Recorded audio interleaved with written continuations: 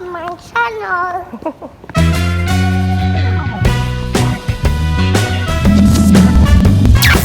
What's up you guys? Welcome back to my channel. If you are new to my channel, please don't forget to subscribe and of course, turn on that notification bell para naman updated ka sa lahat ng mga bago kong uploads. By the way, this is Raymond, your Pinoy nurse here in Ireland. Okay guys, so this is the final leg of our series, which is the JOIN FAMILY REUNIFICATION. So we already discussed the requirements that you need sa episode 1. Sa episode 2 naman, napag-usapan na natin yung application sa Consulate of Ireland. And number 3, nandun na yung visa decision. And now, this is the final leg, which is the arrival of my family here in Ireland. My family is already here in Ireland, yes, but they are under quarantine at the moment as part of the Ireland's fight against COVID. Yung kanilang mga restrictions sa mga traveler coming from overseas. Sa episode 3 guys, nung ating Joint Family Reunification, sinabi ko diba na yung visa ng anak ko, nagkamali yung spelling. So it was rectified already.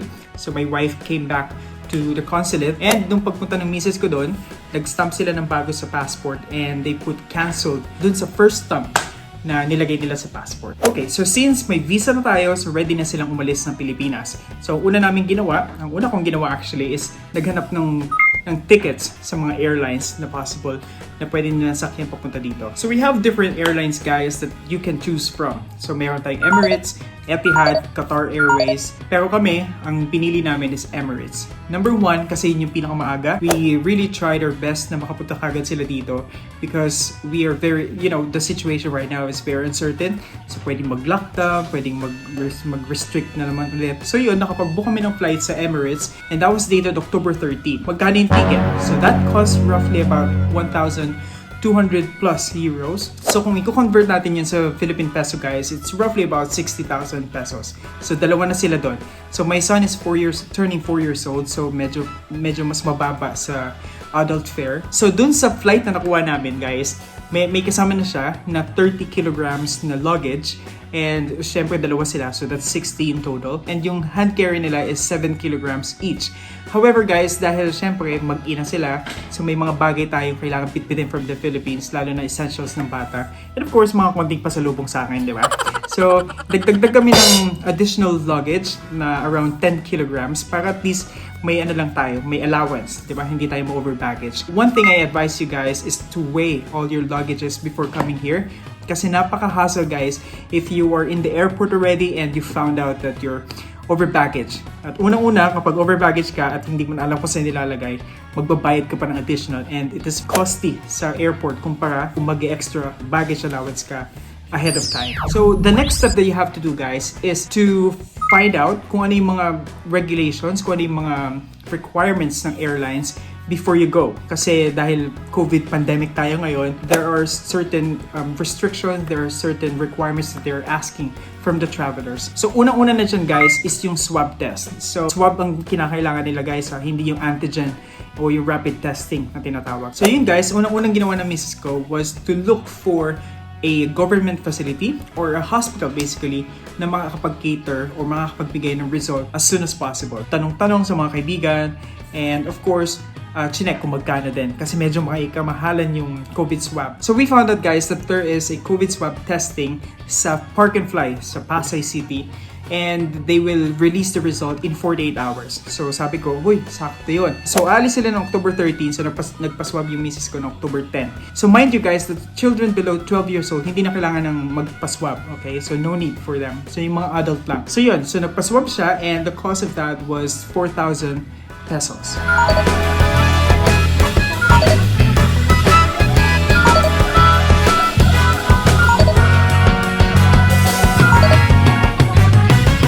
In addition guys, since nasa Manila lang siya sa Pasay City, sa Park and Fly guys, sa likod ng Park and Fly, nandun yung, nakalimutan ko lang kung anong pangalan ng diagnostic center. But you don't need any appointment, just need to go there and you know, fill out some forms and that's it. They will do the swab for you. Next thing that you have to prepare, guys, is yung CFO. So ano ba tong CFO? Marami akong nababasa about this at sa mga kaibigan ko din papunta yung family dito. So they are saying that CFO is required. So ano nga ba yung CFO? Yung CFO stands for Commission for Filipino Overseas. So itong CFO, guys, medyo iba-iba yung experiences ng mga nakapunta na dito sa Ireland, okay? So yung immigration, they're asking for this, some are not. So depende. So but here's our experience. Para siyang PIDOS, guys, but for those who are not really working, so for those who are going overseas, pinetition, yung mga ganyan, or yung mga fiancé visa, mga ganun. So makikita mo dito, guys, yung country familiarization registration. So yun, guys, gagawa ka ng account mo doon sa CFO to give all your personal details and also your country of destination. And then afterwards, guys, you have to pay the amount of 500 plus pesos. And then supposedly you're gonna receive a temporary certificate. Why temporary certificate? Because they're mailing really the certificate that you will get to your mailing address. Pero syempre, it will take time, diba? That's why they're releasing temporary certificate. Now, here's my wife's experience. So nag-fill out siya nito, nagbayad kami. However, we did not receive any temporary certificate. What my wife did was she contacted CFO via Facebook. And of course, she called in the office. Yun nga lang, napakatagal nilang sumagot din ng mga telepono. When she messaged them sa Facebook, in fairness naman sa kanila, responsive sila doon. We found out, guys, that if your husband or wife na nandito sa Ireland is a Filipino citizen at syempre OFW with OEC, ibig sabihin, legal siyang pumunta. You don't need CFO. You don't need CFO.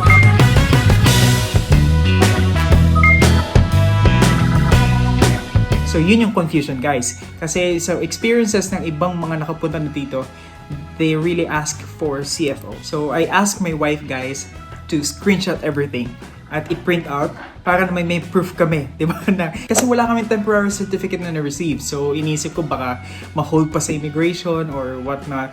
So sabi ko, i-screenshot lahat. Next thing that we prepared, guys, is medical certificate o yung mga health clearance na tinatawag. Ito naman, hindi siya basically required, pero nabasa ko kasi sa Emirates Airlines. So you just need to go to your local health centers, guys, and then get a medical clearance. Basically, ang provide ng health center, yung quarantine, parang completion of isolation, yung mga ganyan-ganyan dahil sa COVID. And she went to the municipal office para mapirmahan siya. However, guys, you can actually acquire this from your private doctors. Just to be sure, guys. Hindi ito required, pero just to be sure. So, recap lang tayo, guys. Aside sa ticket, so we prepared the swab test, should be negative, 96 hours validity, the CFO, and the health clearance. Now, guys, the time and day has come. So, nasa airport na sila, and they're ready to go. So yun, guys, if you were traveling, just make sure that you do online check-in kasi may special lane siya. So kung wala namang problema sa baggage nyo, kung hindi man kayo over baggage, very smooth yung inyong pag-check-in. And of course, guys, for any traveler going abroad, you have to pay the travel tax. So yung travel tax, guys, cost 1,600 for adult. For child naman, guys, half lang yung babayaran mo. So here's what's interesting, guys. Kapag may OEC yung family na nasa abroad and it's valid and may copy ka ng passport, you know what? You're just gonna pay 300 pesos. So natapos na tayo sa baggage check-in, guys. Let's go to immigration naman. So you know what? Diba, totoo naman kapag usapang immigration, medyo nakakaba, diba? Ano nga ba experience ni Mrs. ko? To tell you frankly, guys, it is very smooth. They didn't ask for anything, actually. They just checked the passport and then ask the destination, and that's it. That is the first immigration officer. Paglagpas mo dun sa pinaka-booth, di ba, pag nasa airport ka, maraming booth yan ng immigration. So, mamimili ka na lang kung saan counter mo gusto. So, pumunta yung misis ko sa first one, and it was really smooth. Walang hinanap na documents, guys. Even the swab, the health certificate, and of course yung CFO. Walang hinanap, guys. So, it was very smooth. Hindi ko alam, siguro na-tsempohan lang na okay yung immigration officer. Paglagpas mo na immigration, guys, makakahinga ka na ng malalim. Pero syempre, kapag bago ka pumunta ng boarding gate, meron pang mga x-ray, diba? Yun yung mga i-x-ray yung hand carry mo. At dun, guys, merong random checking ng isa pang immigration officer. So, dun tinanong kung may CFO. So, yung CFO na pinag-usapan natin kanina, diba? Na medyo confusing kung kailangan mo ba to or hindi. So, nagtanong siya. Nagtanong yung immigration officer, do you have a CFO certificate? So, ang sabi ng misis ko, wala. Kasi Pilipino yung asawa ko and he is an OFW sa Ireland. So, yun na. Sabi ng immigration officer, okay yan. Tapos yun, nag-chicken-chicken silang dalawa. So, yun na. Tapos na tayo sa immigration, guys. And that's it. Maghihintay na lang tayo sa boarding. Here are the clips of their travel. Bye! gonna see Papa? Yes. No one is here, oh. Very quiet. Is that?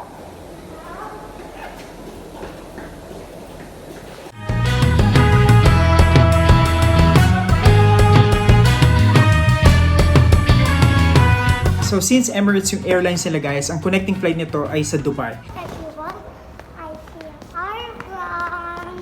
No, you're still in Dubai. Oh, dear guys, I see airport. We're riding airplane to Papa. Yes. Will you go inside faster?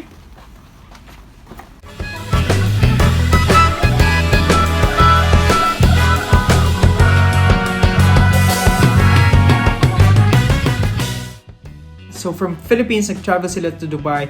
Mga 8 hours and a half yung travel time. So nung dumating sila ng Dubai, ina-expect namin na mag-ask pa sila ng another swab kasi yun yung nabasa namin sa Emirates Airlines regulations. Actually did not ask for anything like that. So sa lahat ng travelers na papasok ng Ireland, kailangan mo talaga tong COVID locator tracker na to.